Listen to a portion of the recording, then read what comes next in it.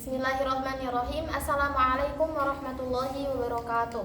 Waalaikumsalam warahmatullahi wabarakatuh. Alhamdulillahirabbil alamin wassalatu wassalamu ala asyrafil anbiya'i wal mursalin sayyidina Muhammad wa ala alihi wa ashabihi ajma'in. Allahumma faqihna fid din wa 'allimna ta'wil. Selamat sore semuanya, kembali lagi bersama saya Asyik Kamalia Rabbani dalam program Besti, Belajar Islam dengan Teliti.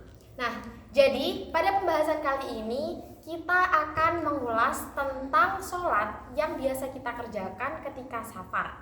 Nah, jadi sore hari ini kita akan membahas kitab Safinatun Najah mengenai yang pertama syarat jamak takdim, yang kedua syaratnya jamak takhir, dan yang ketiga syaratnya sholat qashar. Langsung saja, bismillahirrahmanirrahim. Qala al-musannifu rahimahullahu ta'ala wa nafa'ana bihi wa bi'ulumihi fid dharaini amin. Amin. Faslun ay hadza faslun. Syurutu jam'i taqdimi, adapun syarat-syaratnya jamak takdim itu arba'atun 4. Jadi, jamak takdim itu adalah mengumpulkan dua sholat di waktu yang pertama. Contohnya, kalau kita mengumpulkan sholat asar dan sholat duhur, maka melakukan sholat asar dan sholat duhur itu di waktunya sholat duhur. Ya, jadi syaratnya jamak takdim di dalam pasal ini itu ada 4. Yang pertama, al-bada'atu, dimulai bil ula dengan sholat yang pertama. Nah, jadi kalau kita mengumpulkan sholat duhur dengan sholat asar, maka kita mengerjakan sholat duhur dulu, baru kemudian mengerjakan sholat asar. Wa niyatul jam'i, dan niat jamak fiha, di dalamnya sholat. Jadi niat jamak itu kita lakukan ketika takbir permulaan sholat duhur. Nah, contoh niatnya adalah nawaitu usolli fardhu dhuhri majmu'an bil asri. Nah, kalau misalkan kita niatnya menjamak sholat maghrib dan isya, maka jadinya nawaitu usolli fardhul maghrib majmu'an bil isya'i. Seperti itu. Selanjutnya wal muwalatu, dan terus menerus bainahuma, di antara kedua sholat. Jadi syarat yang ketiga adalah terus menerus di antara kedua sholat. Maksudnya antara mengerjakan sholat duhur dan mengerjakan sholat asar itu tidak terdapat jeda yang lama. Adapun jikalau di tengah-tengah mengerjakan sholat duhur dan sholat asar itu ada jeda yang lama, maka orang yang sholat ini harus melakukan sholat asar di waktu sholat asar, jadi nggak boleh dijamak lagi. Kemudian syarat yang keempat, wadawamul udhri, dan masih ada udzur. Nah, masih adanya udzur itu disyaratkan sampai melakukan takbir permulaan sholat yang kedua. Contohnya, kalau misalkan si fulan ini dia itu mau safar dari Medan ke Jakarta nih contohnya, dan dia itu melakukan sholat jamak duhur dan asar. Nah, ketika dia itu sudah melakukan sholat duhur dan takbir buat melakukan sholat asar, nah kok kapalnya itu udah berlabuh di Jakarta. Nah, ini orang ini nggak apa-apa melanjutkan sholatnya, dan sholatnya ini tetap sah.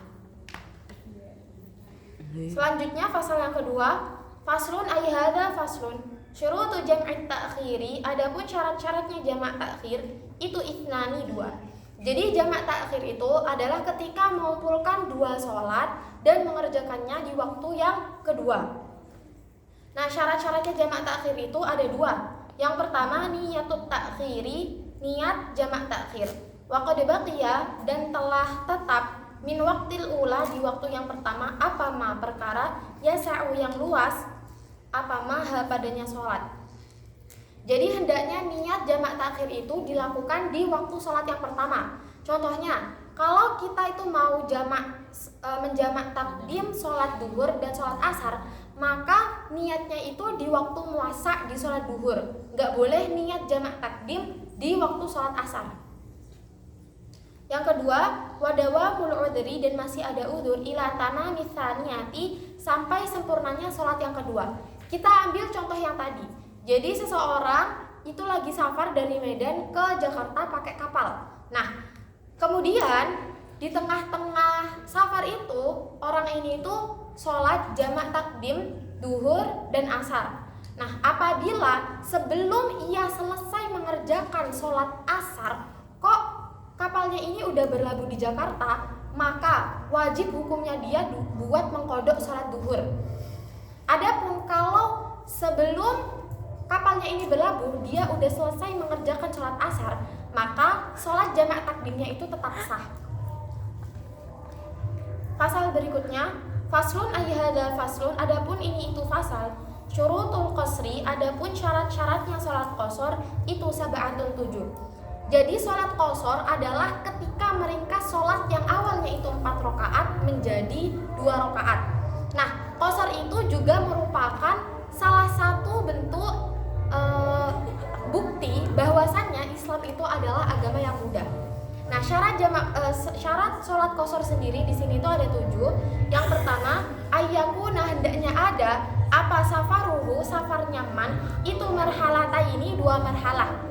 Jadi hendaknya syarat yang pertama itu hendaknya perjalanannya seseorang itu 2 marhalah. Nah, 2 marhalah kalau menurut waktu, maka perjalanan yang ditempuh selama 2 hari atau 2 malam dengan jalan kaki atau menggunakan unta.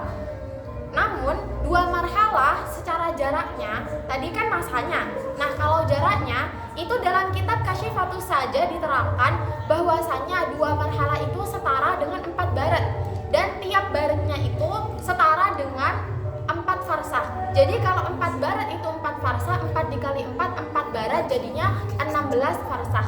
Nah, kalau dijadikan ke kilometer, 16 farsah itu jadinya dikatakan 80 km, dikatakan pula 83 km. Namun buat ihtiyat atau buat kehati-hatian, kita bisa lipatkan 83 km ke atas, jadinya 85 km. Baru disinilah seseorang ini diperbolehkan untuk melakukan sholat qasar. Adapun kalau misalkan jarak 85 km atau lebih tadi itu ditempuh dengan misalkan 1 atau 2 jam menggunakan pesawat atau mobil nih ya. Nah, ini orang yang naik pesawat atau mobil yang melampaui jarak 85 km itu tetap diperbolehkan buat mengqasar sholat. Kenapa? Karena jaraknya itu sudah dilaluin atau sudah dipenuhin. Jarak 85 km tadi itu ya sudah dilaluin. Syarat yang kedua, wa ayyakuna, dan hendaknya ada apa safaruhu itu mubahan mubah. Jadi hendaknya perjalanannya seseorang itu adalah perjalanan yang diperbolehkan. Contohnya, perjalanan buat silaturahim, mengunjungi keluarga, buat haji, umroh, atau menyantuni anak yatim atau sebagainya. Namun, kalau perjalanannya ini itu diniatkan buat melakukan sesuatu yang buruk, maka tidak diperbolehkan buat sholat qasar. Syarat yang ketiga, wal ilmu, dan mengetahui bijawazil qasri, terhadap diperbolehkannya melakukan sholat qasar.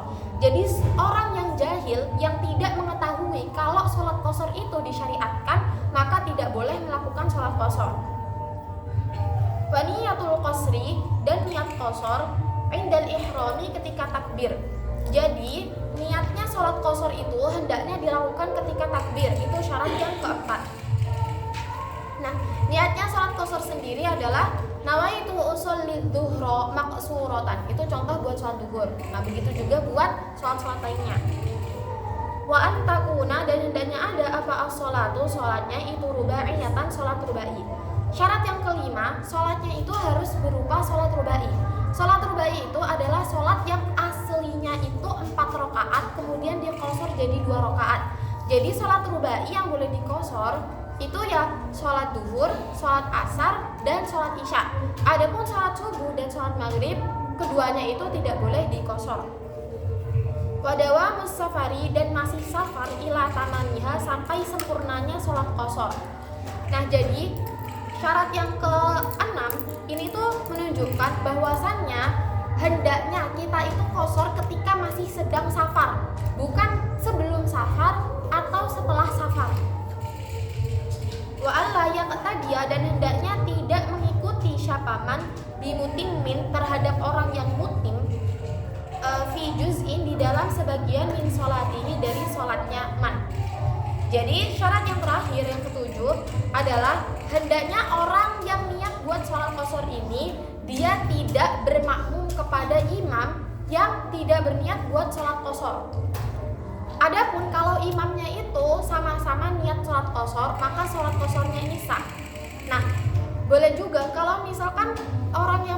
ini itu tidak mengerti niatnya imamnya, apakah dia itu niat sholat qashar atau sholat yang sempurna.